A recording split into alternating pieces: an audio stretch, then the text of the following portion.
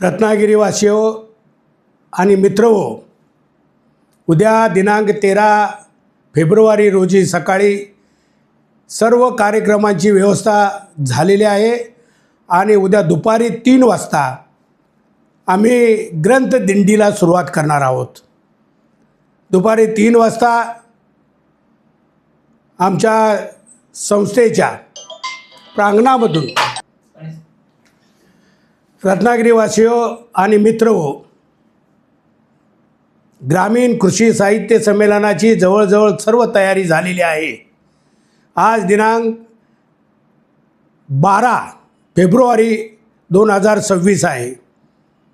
13 फेब्रुवारीपासून आमचे हे साहित्य संमेलन सुरुवात होत आहे।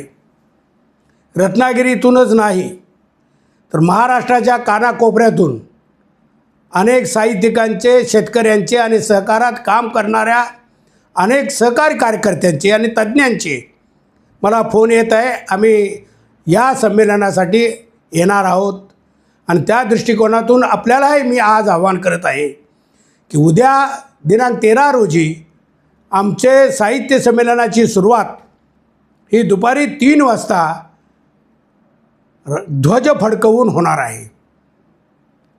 ध्वजारोहण हे माननीय प्रकाशराव देशपांडे यांच्या हस्ते होणार आहे। त्यानंतर क्रीडांगणावरून आमची ग्रंथदिंडी ही अनेक माध्यमिक शाळांच्या, कॉलेजेसच्या, अनेक प्रकारच्या कार्यक्रमात भाग घेणारे अनेक लोक, लेझिम पथक असो, धान पथक असो, ग्रामीण सगळ्या गोष्टी असो, या सगळ्या गोष्टी त्यामध्ये आपल्याला बघायला मिळणार आहेत। आणि ती रथयात्राच म्हणूया, ही आमची संमेलनास्थळी येऊन तिथं विसर्जित होईल। अत्यंत मोठा उत्साह लोकांच्यामध्ये आहे, विद्यार्थ्यांच्यामध्ये आहे आणि त्या दृष्टिकोनातून आपणही त्यामध्ये सहभागी व्हावं अशी आमची सगळ्यांची इच्छा आहे। त्यामध्ये क्रीडांगणावर दिंडी आल्यानंतर पहिलं आपण ग्रंथ प्रदर्शनाचं उद्घाटन आपण बाबूरावजी बोत्रे साहेब यांच्या हस्ते करणार आहोत। त्यानंतर कवी कट्टा, रत्नागिरी जिल्ह्यातील आणि कोकणातील काही नामवंत कवींच्या कवितांचं वाचन ते होणार आहे। त्याचं उद्घाटन संजयजी चौधरी अध्यक्ष आहेत त्या कवी कट्ट्याचे, त्यांच्या हस्ते होणार आहे।